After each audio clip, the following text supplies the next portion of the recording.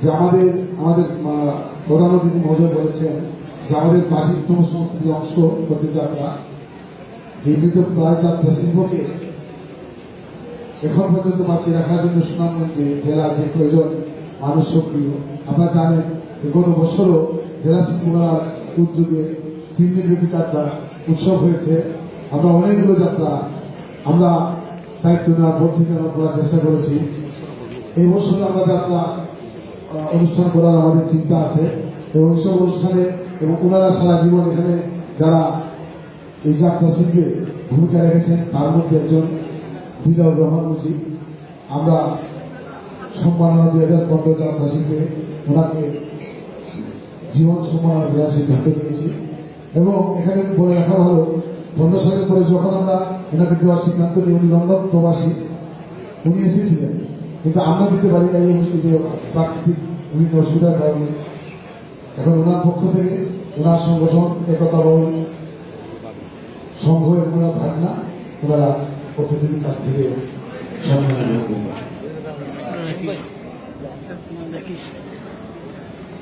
ওনার হাতে করা সংগঠন একতা বল সংঘ ওনার পক্ষ থেকে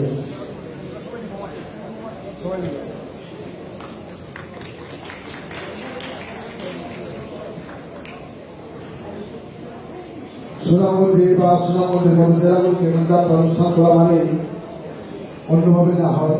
আমরা চেষ্টা করেছি সুনামগঞ্জে যাত্রা শিল্পকে যাত্রার মতো ধরে রাখতে। আমরা কোথাও পেরেছি জানি না, আমরা শিল্পকলা আমরা সেই কাজে অবশ্যই যাত্রা শিল্পে বের আসবে। এখন দিলাউর রহমান মুজির পক্ষ থেকে ওনার সংগঠনের কেউ একজন অনুভূতি প্রকাশ করেন সংক্ষেপে।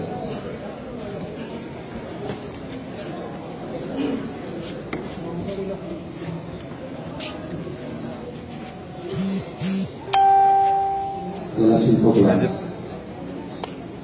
আয়োজিত সম্মান সভায় সম্মানিত সভাপতি আমাদের সুযোগ্য জেলা প্রশাসক মহোদয়, প্রধানমন্ত্রী ডক্টর মোহাম্মদ সাবিক, বিশেষ অতিথি সবাইকে ধন্যবাদ এবং আজকে সম্মানিত সুযোগ সবাইকে ধন্যবাদ জানিয়ে আসলে দিল্লি রহমান মুজি উনি লন্ডন প্রবাসী, কিন্তু লন্ডন থাকা সত্ত্বেও আমাদের যে বাউল এবং যাত্রা নাটকের সঙ্গে জড়িত একাধিকভাবে।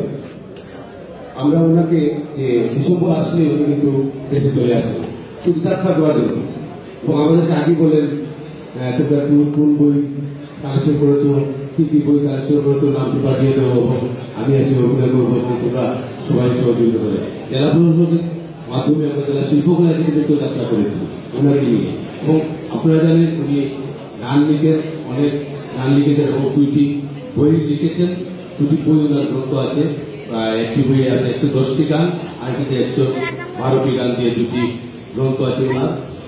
মনের মানুষ বলে থাকলে একটি বইয়ের নাম, আর একটি বইয়ের নাম মনের ক্যালি। আশা করি